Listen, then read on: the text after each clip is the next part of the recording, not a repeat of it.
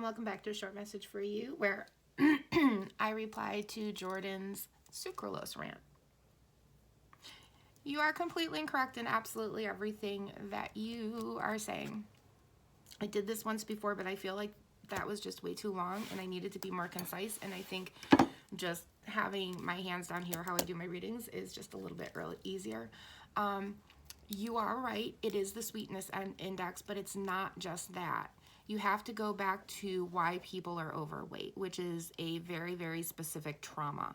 And this trauma does one of three things. It either makes you stop eating to deal with the trauma, it makes you start eating to deal with the trauma, or it makes you start to run away from the trauma. Okay, so if you start eating because of the trauma, you end up in this flight, or you end up in like freeze mode. If you stop eating, you're in fawn mode on some level. And if you start exercising, you're running away. Okay, so although all of the regular fight, flight, fawn, those are always in all of this, it's certain ones that make you do certain things. But this is the same trauma that came in and disturbed your energy field in your body, okay? Same trauma. All three people had the same trauma. Each person just reacted to it differently. But when you decide to become overweight, you're not really deciding, it's just you can't cope with how you're feeling, so you start to freeze, and part of freezing is eating. And what eating does, because after this happened, it's a good chance that the person actually started to eat copious amounts of food that they weren't previously eating. And you do that because what ends up happening is food stops being the coal for your engine. It stops being the coal for your train. It stops being the gas in your car. It stops being the thing that makes your body move and work and live, you know, because when you know how to eat right, food is just a thing you do during your day. And when I say now, as somebody who has learned how to eat, confirmation bump, there are times where I just completely and totally forget to eat. When people say I forgot to eat, they're not kidding. If food is not your main priority in life and it's just the fuel for your engine, you forget to eat because you're too busy living and doing the things you're supposed to be doing rather than occupying your mind with, oh, what am I going to eat for dinner? How is that cake going to taste? What am I going to do for, you know, the cake for next week's party or next week's dinner? Or what about Christmas? I mean, you're not thinking of food because you're consumed with food. We all know this. And I'm saying I was 330 pounds, people, okay? 330 lbs at my highest. And I took 60 of that off with diet and exercise. Or as I like to call it, relearning how to eat in movement, because overweight people are terrified of exercise because we are in freeze mode. And if we exercise, those thoughts come back, we unfreeze, and it's that unfreezing that helps us to relearn how to eat, because then we don't need those foods and yada, yada, yada, yada, yada, yada, yada. The stuff that the nutritionists don't know because they won't listen to me, because I've been 330 pounds. I also had gastric bypass surgery because I'm a type 2 diabetic who's allergic to Splenda, which is how I know all this shit. I had to make a choice, and that choice was at 330 pounds. I didn't want to be this weight anymore. My clothes didn't fit. So I relearned how to eat. I watched the people around me who knew how to eat, and I asked them questions, and they were my friends, and they loved me, so they answered them, you know? And nobody lectured me. Nobody kept me accountable. I didn't shame myself. If I wanted more food, I could have food. It's about not shaming yourself because somebody already shamed you to get you to that weight. So when this happens, sadly, we start to feel guilty. So we do start to go towards sugar, fake sugars, or you become diabetic and you have to go towards fake sugars, which I was a diabetic on regular sugar. You don't, it's seriously, diabetes has nothing to do with sugar. It has to do with the carbs that you eat that then make sugar within your body, and then your pancreas, which is now broken, can't processes it. It's like having a glass with a crack in it, but every time you put water in it, it just keeps leaking. and leaking and leaking and leaking until there's water everywhere. And then, you've got all this excess water in your, your desk in your house, and, you don't have enough towels. That's basically what happens when your pancreas is broken. Your sugar, the carbs turn into sugar. The sugar can't process through your pancreas, and then you just get excess, literal sugar in your body. But the physical sugar you're eating doesn't have anything to do with your diabetes. It's the carbs you're ingesting. The problem is, and what Jordan points out, is the sweetness index of the fake sugars.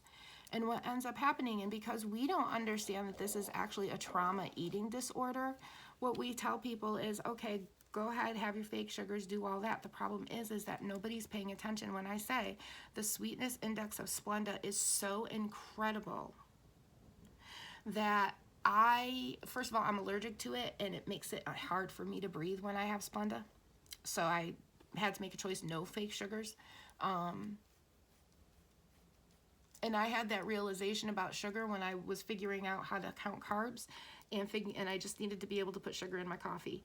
And I had to go to the Canadian Diabetic Association, and they said just count the carbs and the sugar that you're going to put in your coffee and add those to your snack carbs. Also, if you're not hungry, you don't have to eat. You don't have to eat 3 times a day. If I eat 3 times a day, if I eat more than when I'm hungry, I will gain weight. So you just eat how it makes you happy, okay? But eat sensibly. So when you are when you do get to that point where you start doing the fake sugars, what ends up happening is the sweetness index of Splenda is so sweet that it takes away the flavor of everything. Your tongue becomes very used to, your taste buds on your tongue become very, very used to that heightened sweetness of the Splenda. And when you eat Splenda, it doesn't taste any different. It has like it literally has this odd neutral sugar flavor. Like it's not even a flavor. It's like literally unnoticeable. Okay? It's like that alcohol that tastes good to everybody. That's a problem. That's a problem, because that means that anybody can drink it. In my household, it was Chardonnay, and I don't drink because I'm not a nice drunk. I had to make that decision very, very, very, very quickly. So because of that, your carrots don't taste sweet anymore. Your apples don't taste sweet anymore.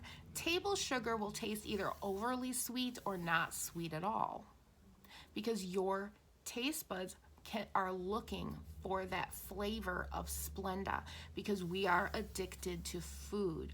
We are addicted to flavor. We are addicted to taste. We are addicted to smell. We are addicted to this food that when we eat it brings up these half-pay endorphins and makes it so that we can't remember anything. And then we kick in Splenda, because right now here we're just addicted to the carbs that are creating sugar. This, however, the Splenda over here, the Splenda, oh God, let me tell you what. You can't taste the sweetness in your baby carrots. You can't taste the sweetness in apples. You can't taste the sweetness in table sugar. Honey doesn't taste as sweet. Nothing tastes as sweet. Maple syrup doesn't taste right. Nothing. Not even water. Water will start to taste flat and yucky and like that gross, like if you needed to filter your water. But then you filter your water and what? Nothing happens. So what are we doing? We're adding those little fake drops. And what are those fake drops? Those fake drops have flavor in it. And what are we addicted to? Flavor. Because what? It's the best food we've ever eaten in our whole entire lives. We're going to keep eating it, right? My secret. This is what my mom told me, and she's not wrong. She was a nurse for 40 years. And yes, she did work on her diet and her health and all that. Once you feel it in your belly, you've got to give it 20 minutes for your brain to kick in so that your brain can feel it too, because your brain and your belly have to connect, and then your brain will register, ooh, we're full, and then your body will feel completely full. It's when you get to that point where you're sitting there going, oh my God, this is the best food I've ever eaten in my whole entire life. That's where the addiction part starts up. So when I'm eating now, if that feeling starts to come in, I immediately stop eating. That means I'm done eating. My body is full. I don't need any more. And doing that allows my body to calm down. And then I don't want any more food. But with Splenda, you do. And you need it because nothing tastes good anymore. Nothing tastes good. And I'll tell you how I know this, because I am allergic to Splenda. I keep it out of my diet completely. So even when I was diabetic and then after gastric bypass, there were certain carb-right stuff that we just kept. And one of those was Mission carb-right tortillas. We loved them. They didn't have Splenda in them. And I'm sitting here now as a Mexican asking, why was there any sugar to begin with in tortillas? I've never heard of that. And I kept going around the house. It was like, oh my God, because we make pizzas with them. And we're eating a lot of pizzas, and I was like, why is my, I'm trying to find what is in anything, because it feels like I've eaten some pine nuts, because I'm allergic to pine nuts too. And my throat is closing up. I'm like, it's going on months. I'm like, I don't know what the hell I'm eating. One night I'm going to bed and I look down, and the packaging on the tortillas changes. And the rule is when the packaging changes, the ingredients change too. There was Splenda in there now. Whole household is upset. We get rid of them. 6 weeks later, I'm like, I want a piece of candy. And I open up the snack cabinet, and there's all of this chocolate that we have not touched in forever. I mean, forever. And before, it was like every week we were buying chocolate. Like, it was ridiculous. But this chocolate was full. We hadn't touched that in 6 weeks. Easy. I think it was like either like 6, 8 weeks, something like that.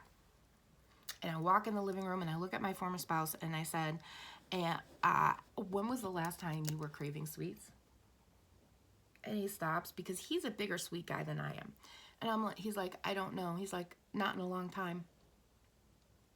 And I'm like, is it since we stopped eating the tortillas? And he turned around and he looked at me and he goes, motherfucker, yes. And, which was just this common cute phrase. And, yeah. We stopped eating copious amounts of candy because we were no longer ingesting Splenda. Splenda makes you crave sugar.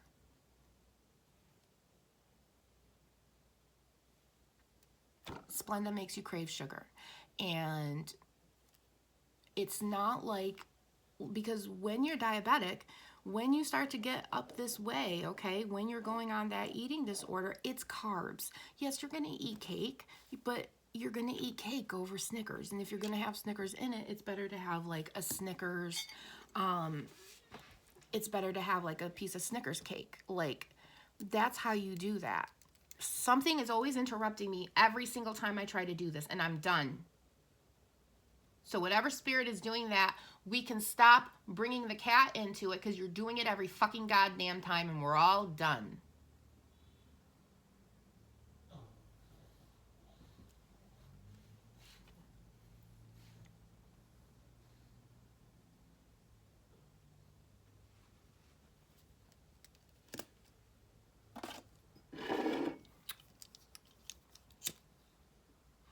So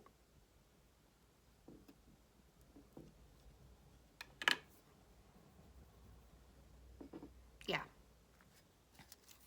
when you start to get that way, you're craving carbs. You're not necessarily craving sugar. You eat sugar, you love sugar. Pepsi is a beautiful thing, but you are going to eat more solid carby things. When you start to ingest Splenda, you start to ingest more candies.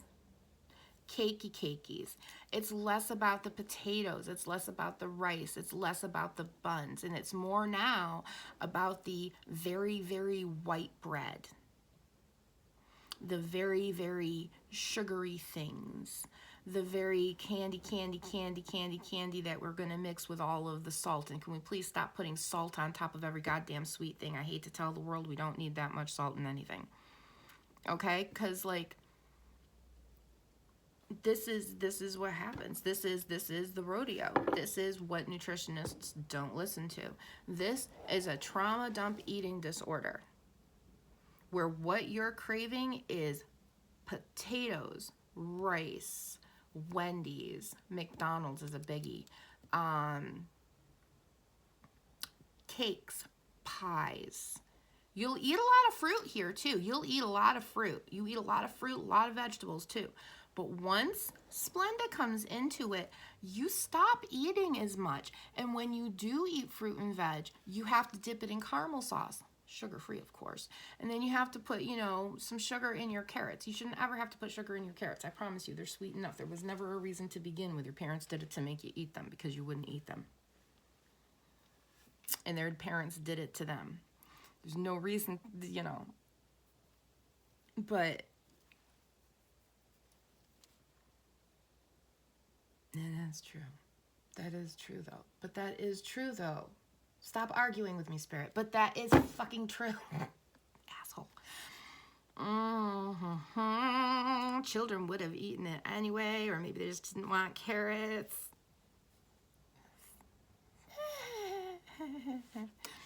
But yeah, so you are completely and totally right.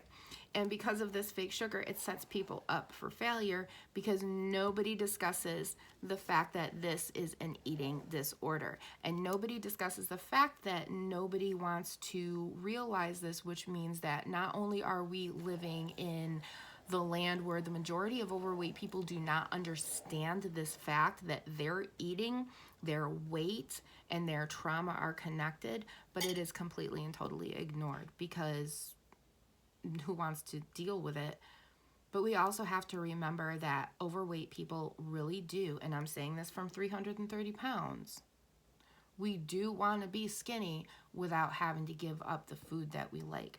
But what I've found is in giving up all of these really bad foods that were just coping mechanisms, I was able to learn how to recreate them at home. I was able to learn how to enjoy other foods that were more satisfying and kept me happier for longer, so that I wasn't just eating to deal with that trauma. I'm eating to feed my engine, and then on occasion I'm eating because, ooh, this tastes really good.